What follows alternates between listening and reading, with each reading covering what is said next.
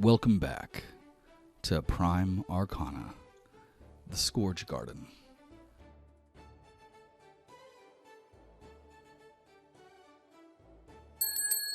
The bell chimes in the doorway as Skogul ducks his head to enter the Cold Hide Tannery. Furs and hides hang in careful rows with soft pelts of snow bears and Arctic foxes draped beside the heavier hides of direwolves, owlbear, and yeti. The scent of curing oils and tanned hides linger, speaking to the skill of the owner's craft. Behind the counter, you can see into the rear workshop where a good-sized, chubby, black-furred bearfolk cures hide that's been stretched taut across a wooden frame. Buckets of blue and brown dye surround his feet. The orc woman that you caught staring at you outside slips behind the counter. Saw those pelts of yours when you reached the market gates. Kind of hard to miss as fine a specimen as you, if I'm being honest. She winks at you and bites her lip with one of those tusks. Those are direwolf pelts, if I'm not mistaken. How many you got? Skogul kind of flushes for a second. I'm not sure he experiences that kind of feeling very often. Maybe he's not even sure what he's feeling, but maybe his skin turns slightly a little less blue than it was a moment ago. He just looks over his shoulder. He's like, 5 by my count. Well, I've seen better cut work in our after-school training classes, but the fur is gorgeous. You typically take what you can get in the wild. Yeah, don't I know it. We don't see too many of your kind around here. To be honest, I don't see too many of your kind where I'm from either. She kind of lets her gaze follow along the runic tattoos and carvings that are running down your chest, and she goes, Tell me, is it true? People like you never feel the cold? We do feel it, but maybe not in the sense that you do. We crave it. Well, aren't you lucky? Lay him out. Let me get a good look. And he just moves with like a sort of measured care, knowing that the pelts are so valuable. And he spreads them out over, I guess, a work table she may have, or an assessment table. Yeah, like a big kind of counter. And at this point, Haley, where exactly are Meryl and Lortho, and what are they doing? Meryl and Lortho are just kind of like standing awkwardly in the doorway. Meryl's waiting for Skogul to like finish his business so that she can kind of sidle up and talk to the shopkeep once they're done. Okay. And at the counter, the shopkeep is looking through the pelts, and she goes, This is a good haul. Normally we do 6 silver a pelt for wolves, but these, there's no mistaking the quality. It's thicker, it's richer, it's warmer. Direwolf pelts like these are worth more. Problem is, and she like flicks her finger along the uneven edges, she's like, you didn't bring them in clean. These cuts will need reworking before they're fit for a cloak or a coat. and she like glances back up at Skogul, and she goes, 12 silver each is the best I can do. That's fair pay for the work my guy's gonna take to fix them up. And Skogul kind of puts his hands on them, and he like is assessing what his interpretation of what their value is, and then he kind of just like looks back up at her with like steely eyes. You won't find anyone else offering better coin, I can tell you that much. And then he nods silently and he goes, Then we have a trade. Done deal. she reaches out and gathers up the pelts and goes, Hold tight, big guy. I'll just get these weighed out and grab your coin. and with that, she disappears through the open doorway into the rear workshop where the bear folk is. You see him look up and give you a brief nod before returning to his work. yeah, I think it feels good knowing that he's closer to his goal by having sold them. And he's just kind of remembering why he even has them in the first place. And there's like a tinge of melancholy. A few moments later, she returns, and she got a little small pouch clinking in her hands. She goes, 7 gold, 2 silver, as promised. She tosses it onto the counter. He grabs the satchel. He checks the weight because he's seen other people do that, even though he doesn't really know how much all of that stuff really should weigh. And he puts it away and he goes, well met. And her eyes look down at your boots, and she goes, You know, you could give me a chance to earn some of that coin back. And he laughs and he goes, Oh, it's that obvious. Oh yeah, your breeches are covered in patches. They're barely holding the legs together, and that crotch, those things look like they belong on a butcher's table. And don't even get me started on those ugly-ass boots. You're walking on memories, big guy.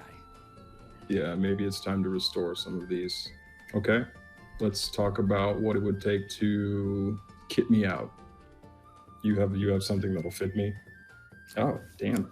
You made a fucking whole menu.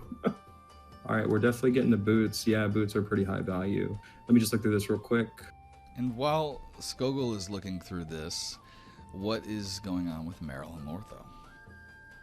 Meryl is watching him peruse the menu, and she's going to sidle up next to him. Like, she's standing at the counter, but she's just kind of like looking around and waiting for the transaction to be completed. Okay. And I think Lortho might just be like sticking to her side. Yeah, he is like poking at like a vat of purple liquid and like wagging his tail. And he goes, "Do you think this is jam?" Jam? Does it look like they have use for jam in here? Ask the shopkeep what it is. I don't know. Don't eat it. Don't eat it.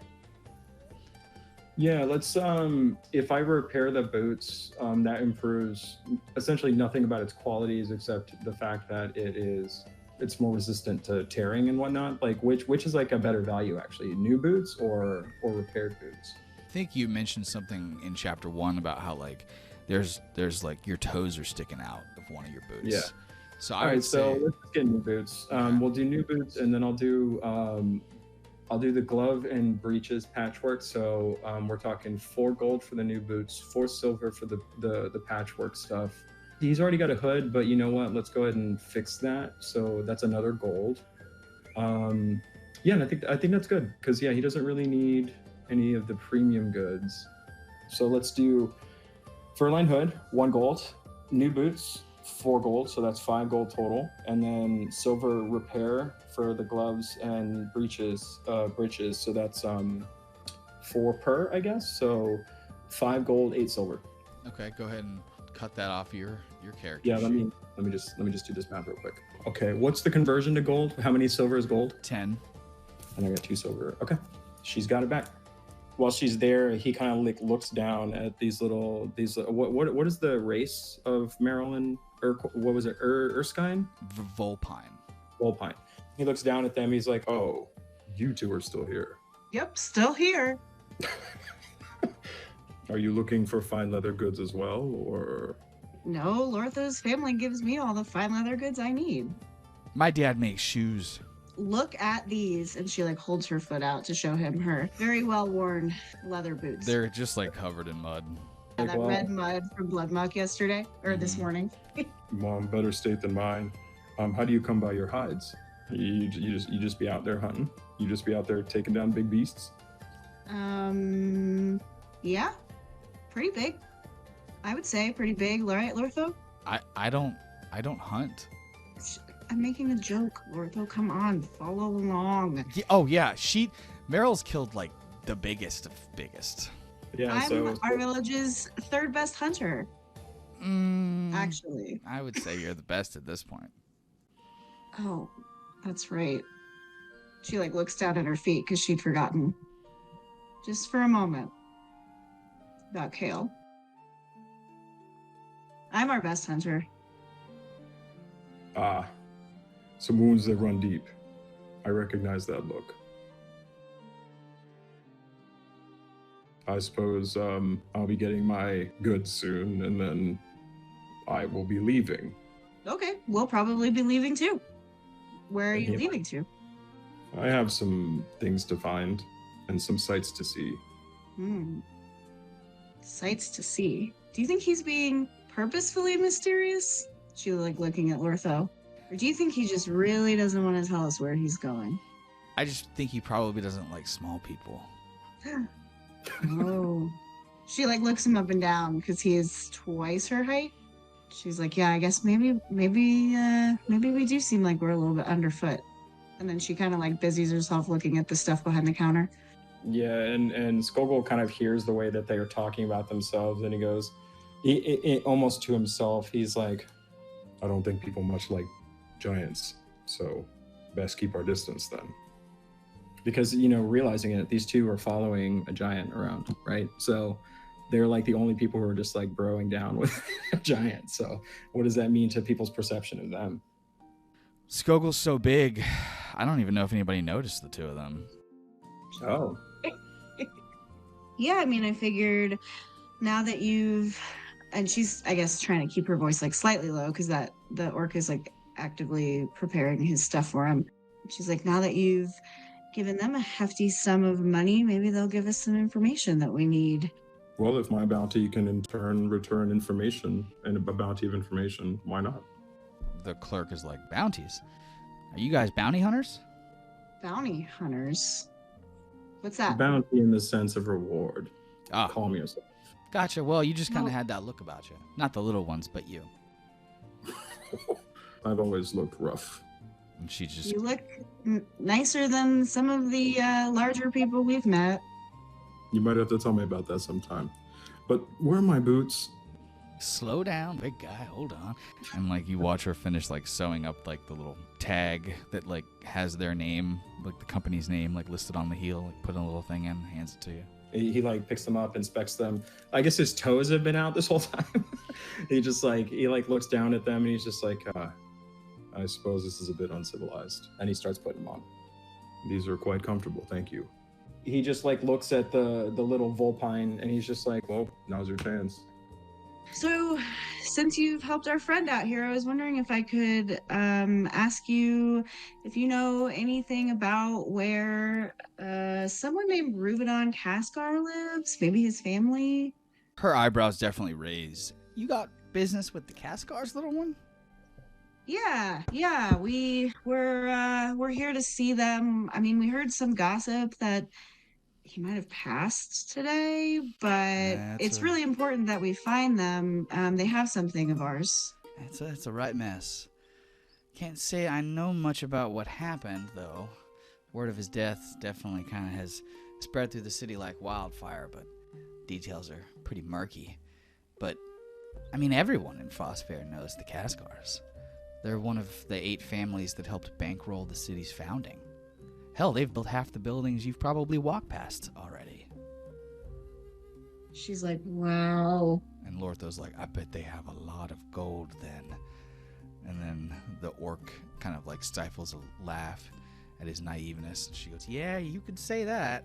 But I wouldn't know personally. I've never met any of them. Nobles don't come down to Market Town. Down to Market Town. Okay, so he's up? Yeah, the noble quarters is an upper city. That's where they all are, the rich and untouchable. If you've actually got a reason to knock on their doors, I hope you've made sure it's a good one. Nobles aren't exactly known for their patience. We've come a long way, so I think they'll just be able to tell that it's really, really important. We just need to be able to find them first. And Lortho's like, they really built half the city? That's a lot of buildings. And she goes, it is. You'll see their mark if you know where to look. Stone carved with the family sigil. The K inside a circle. You can't miss it. And that's not where they live. That's all of the buildings that they've built. Are the circle Ks.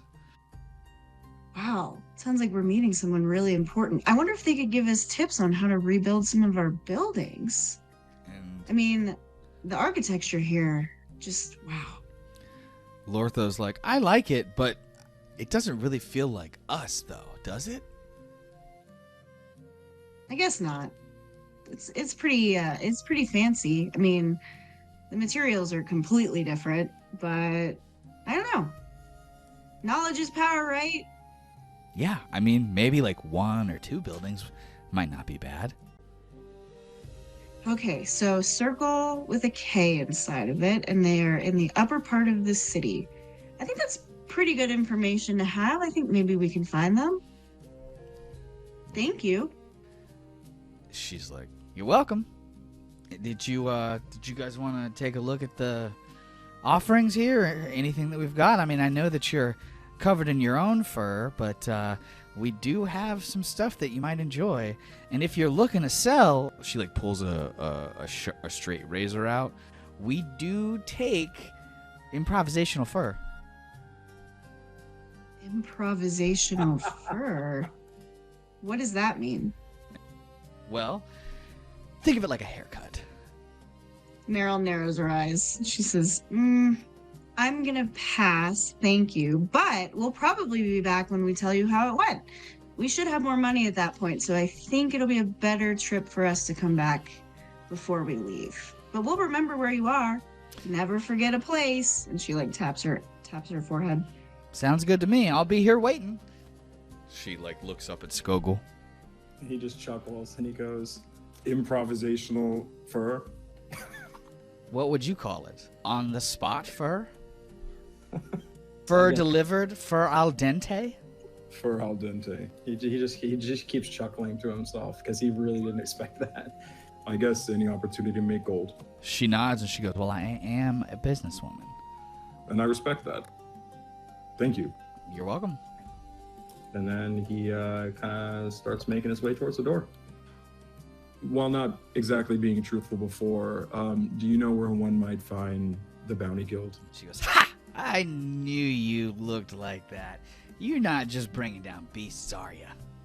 He smirks. I may have had some adventures, yes. Well, you'll want the Guildhall district for that. You can't really miss it. Just look for the second tallest building in the city.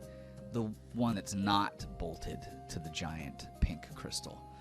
That'll be Concord Hall.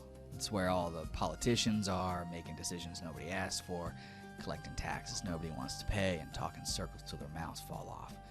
Guildhall District's built right into its shadow. You cannot miss it. Find Concord Hall, and you'll find the district. Well, I think you might want to run a map store as well. I appreciate the directions. And then he flips her a gold for her trouble. As the gold soars through the air, Lortho is just like, and then the orc lady catches it and pockets it. Guess maybe I'll see you around. If you'd like to see me around, you could always come back after work. We could catch a drink. Catch a drink? Do they throw drinks at each other here? And Lortho goes, oh, that would be so much fun. It's like a big drink party where you just end up having the drinks on you instead of in you. That sounds really fun. You guys should do that together. That's not what happens. And Frumpina goes, it could be. And he can't. He's out. Okay, so when the three of you get out into, Market Square again, is there any shops, Skogul, that you'd like to visit before you start heading in the direction towards Concord Hall? Which you can definitely see, over all of the rooftops. You know exactly where it is. Yeah, so I think once he steps outside and he understands, oh shit, it's visible from pretty much everywhere, he kind of feels grounded in that. And then he kind of waits for the two to come out. I suppose I could do for a bite before I go. Interested? Always. And he looks down at it. Lortho goes, we don't have enough money to eat right now. I'm sorry. He goes, That's that won't be right. an issue for now. I noticed some meat pies earlier. Do we know where they came from? Meryl's gonna try to use her nose. I feel like she probably knows exactly where they are. Yeah, I mean, So- you guys see a butcher's stall, roughly, 20 to 30 yards to your left. Oh my god. Mouth is watering. All they've had today is bread. Look at all that meat.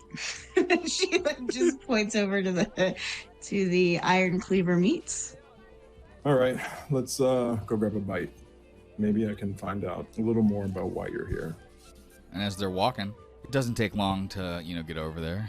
The stall stands out. It's got these brightly painted wooden signs that, depict different cuts of meat and skewers and sausages. And there's these crimson and black banners that are flapping on poles overhead in the cold breeze. And beneath the awning is just this sprawling counter that's just covered in slabs of boar ribs and glossy sausages and haunches of smoked venison, glistening fat. Behind the counter, the butcher thunks his cleaver down into a thick wooden block.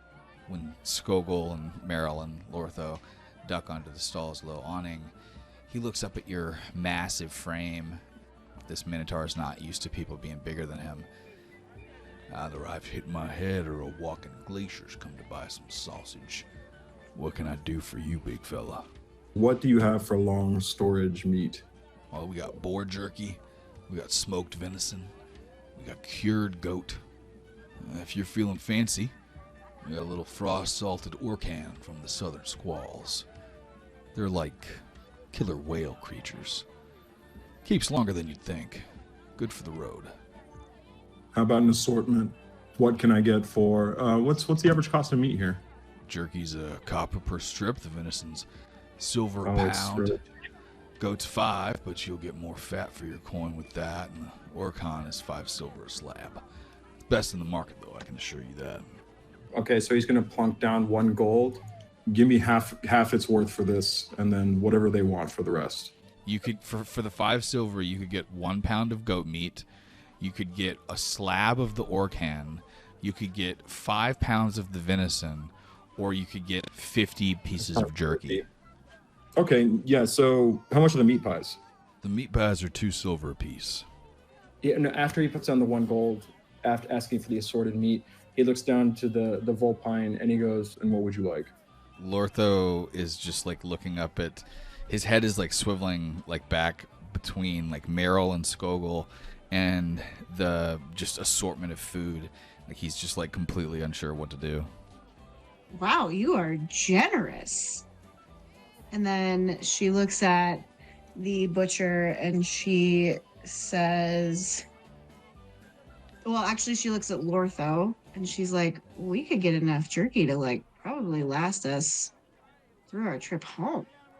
He nods and he's like, 50 jerky. I mean, like, I left home with 10 pieces. And then she nods and she says, 50 jerky, please. And the Minotaur butcher, like, with a smile, like walks over and like picks up this big glass container and he like sets it on the table in front of you and takes the top off, reaches his big hand in and pulls out just this big stack, these like 12-inch long strips. 1, 2, 3. As he's counting. and while off to he's 50. counting, he looks, Skogul looks at the Volpine. He goes, I think that was a good choice, but I don't think that's lunch. Should we get some meat pies as well? You're going to give us meat pies too? Yes. Yes, please. Lortho puts his hand up and goes, hold on. Why are you being so nice to us? You don't know us. you're the only people that haven't attacked me recently, and maybe you're worth the extra coin for a good chat. She looks at Lortho and she says, I think he's actually really, he's different. This food is going to get us through. Maybe we can, And then she thinks for a second and then she says, you're not trying to like swoop in on the money we're getting from Cascar, are you? He just laughs and he goes, Any conversation you had, I have no idea who these people are and what you're seeking. And no, I'm not after your money because I'm clearly spending my own. Well, I guess a meat pie for a conversation isn't bad. where's the butcher at in his count? He's like 48, 49, 50. On top of that, 3 meat pies. Not every day we see any frostbloods in the city. You just passing through? Yeah, I suppose I am. Oh, fair enough. And he finishes wrapping your portion of the stuff, sticks it into a paper bag, and pushes it over along with the jerky that you have. And he goes, well, you'll have a good day. He turns back to chopping that slab. Yeah, so I guess Skogul is gonna take the meat pies to whatever seating area he might have, and then kind of just plant himself there. What is Lortho carrying 50 pieces of jerky? I'm so curious. What does Lortho look like carrying 50 Yeah. pieces of jerky? Okay, is it like overwhelming amount of jerky, or is he able to actually stash it? So Lortho has a backpack, and it is pretty full. So I would say that like he has the the paper bag that's holding all of the jerky like stuffed up under one of his arms. Okay. As he sits down to eat his meat pies, he just kind of like, like motions for them to kind of join him. Meryl will join him. He just bought her a bunch of food and she's excited that he's sharing. This is how it's meant to be. Lortho fades into the shadows. Oh, like Meryl and I talk. Fades into the shadows? Yeah. He's like, I'm going to go on a walk. I'm going to go see what else is here. Interesting. Are you sure? Yeah.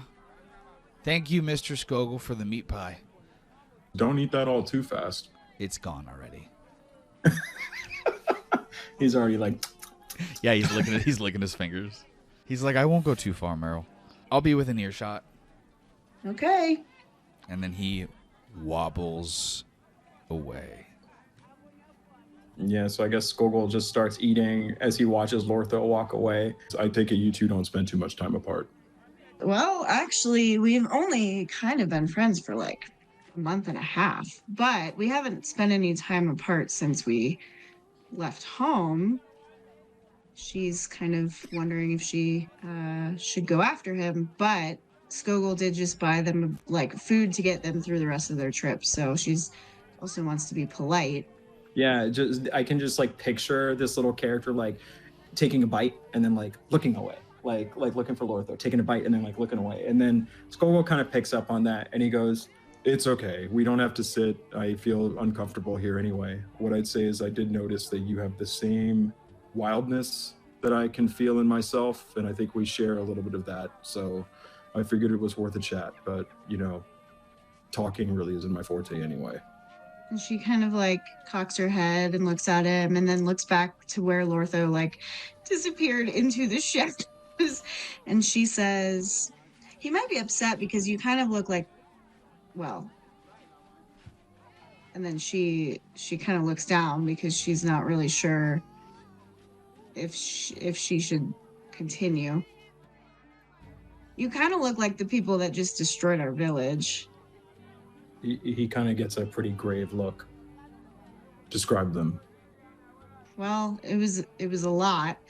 There were 2 very big, very blue.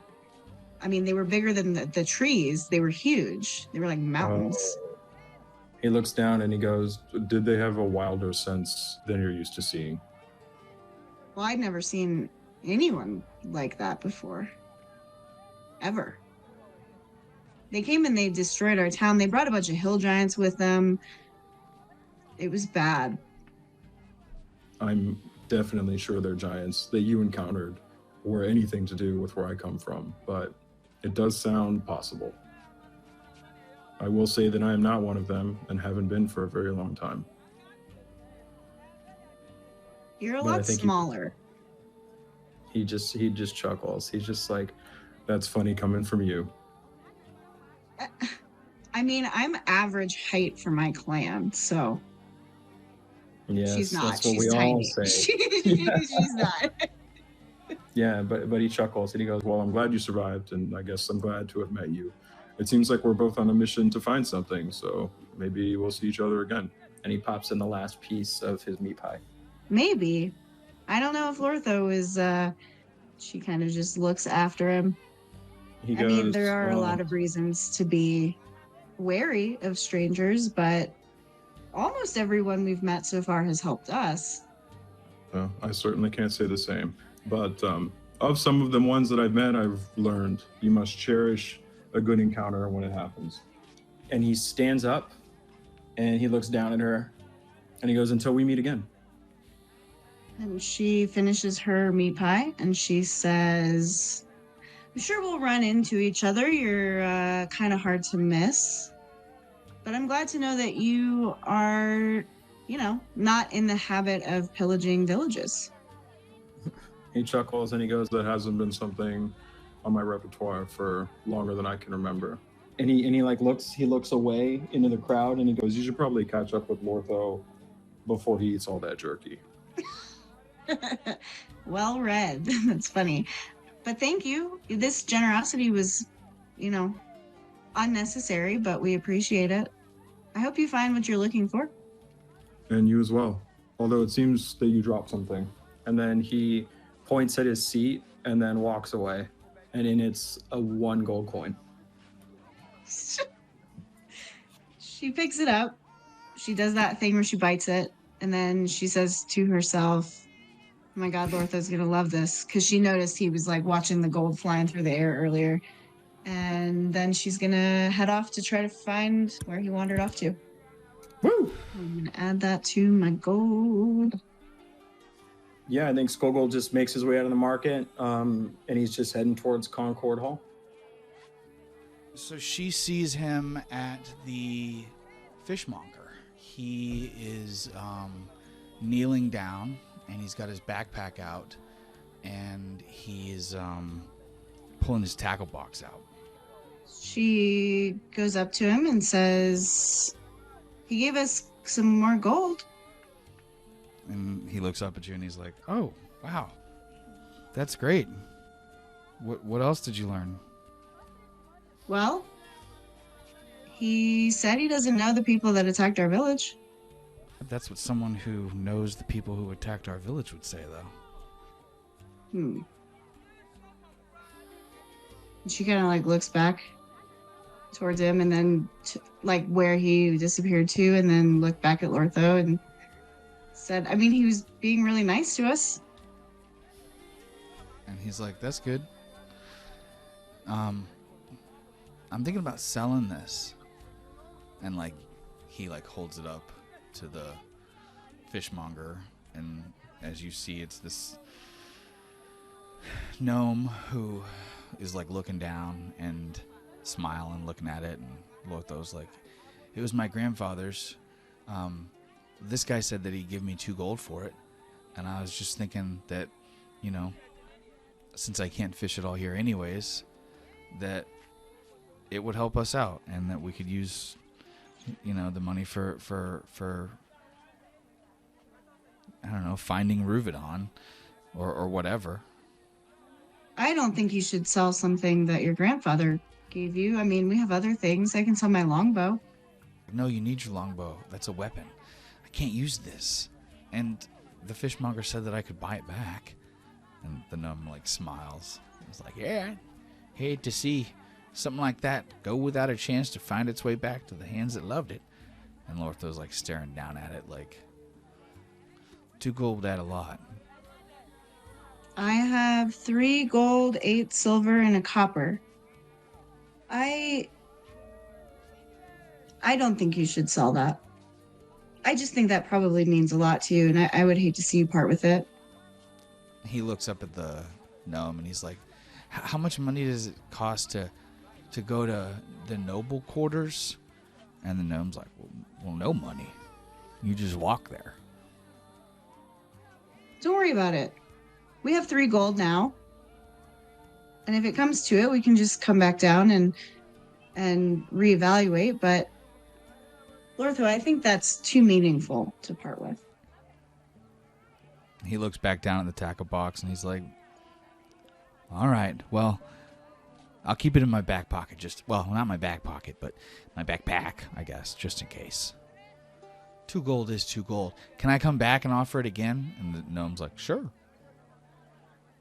I appreciate the gesture. I think we're okay for now. I mean, we have all the food that we need. That's really the big issue. We've walked this far. We can walk up to the other side of town. Well, thanks anyways. And the gnome's like, yeah, come on back. The half orc gave them like a general direction to head into. So I think getting what they have now, like she wanted to get some provisions, I think they'll probably head up to the upper part of the city if they can find a path. Okay. And as you're walking, you know, you're passing by multiple buildings. There's people, you know, like walking past, going about their daily life. A lot of them are merchants that are, you know, carrying crates or pushing wheelbarrows to either move their, you know, capital in or out. You see street cleaners that are picking up piles of shit that have like fallen out of shafts of second floor windows, putting them in wheelbarrows and carting them off. You see, homeless people laid out in alleyways. You pass by a building with a peeling sign that says the Satin Lily. And in the shadow-caked alleyway to its left, a figure lounges on a low stoop. His bright pink wool sticks out in unruly tufts, and his shaggy, half-lidded eyes shine with a blend of drunken, quiet intensity. A scarf hangs loose around his neck, which is just frayed and covered in holes, and he's just sort of loose. He's just holding this clay mug that, even from here, you can smell is just like deeply fermented cider. And he goes, "Hey there, you two. Y'all think you could spare a coin or two? Just enough for a proper meal. This cider's nice, but it doesn't exactly fill the old belly." Well, how much would you need? Anything you're offering, really. I'm sure I could find someone to give me a scrap of rat for 1 copper. Not that I'd want to eat that. And she looks at Lortho and looks back at the guy. Do you want a piece of jerky instead? Hey, I mean, if you're offering, I'm not going to turn it down. You got jerky on you? We could give you one. Well, I mean, if you got jerky and you're offering, karma's going to come back to you. It's like the law of reality or something. And she looks at Lortho and says, "Do you want to give him just one?" And Lortho counts on his little stubby fingers, and he's like, "I don't know, Meryl. This is for our trip home, isn't it?" Well, we'll take it out of my account. It's okay. I mean, think about how hungry we were earlier today. Yeah, all right, you're right. How many? Just one? Yeah, give him one. And he reaches into the paper bag, and he pulls out one of the strips of jerky and hands it to the homeless guy. And the Lamarak is like, "Oh, thank you. That smells real good. It's even got spices and little pepper seeds on it. You two are some of the good ones." He takes a bite off of the stick, and he goes, "Salty." Glad you like it. It's not often I see a pair of fresh faces like you two walking around Market Town. You're obviously not from here, staring at everything like it's the first time you've seen a big city. It's the academy then, I'd guess. You two new students? Academy. No? Well, you're headed in the direction of Upper City, so I just figured that's where you were going. What happens in this academy? You don't know about the Frostfaire Academy? No? Never heard of it. Interesting. So, y'all don't really know much about anything then if you don't know about the academy, right? I mean, it depends on what kinds of things you are asking. I mean, I guess in terms of the city, no, we don't know a ton. Okay. So, here's the thing. This city, if you're walking around with fresh faces like the two of you got, staring at everything like it's the first time you've seen a big city, people are going to take advantage of you. It's going to paint a target on your back. There's a lot of people out here that try to fleece you. You don't want to trust too many people here in Frostfaire. Except me. I'm the genuine article. Is that why you're by yourself? What's wrong with being by yourself? Well, just because you don't trust anybody you just alone? You're on your own? I was drunk. I fell down. Oh. I got friends. You trying to say I don't have friends? No. I mean, I just don't see any of them, but I'm sure you do. What are their names? What are my friends' names? Yeah. Or what's your name? Well, my name is Buster Woolback. What's yours? My name's Meryl.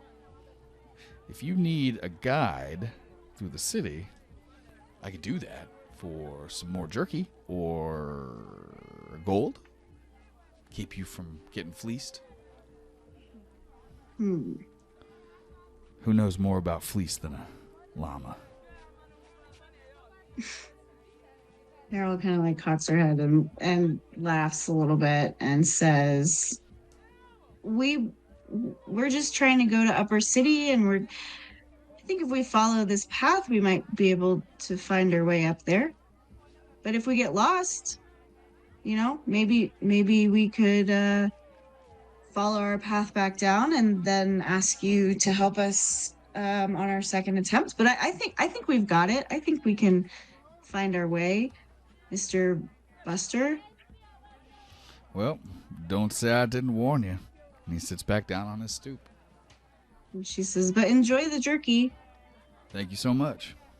You enjoy your trip up to Upper City. And she nods and continues to walk and says to Lortho, it's okay, I won't even miss that piece. He looks back over his shoulder at the llama guy, and he's just eating his jerky and kind of like waves at the pair of you as you leave. Yeah, she sees him wave, but she's not going to wave back. She's just going to continue. Feeling slightly uneasy, but feeling like they can find their way. She's confident still.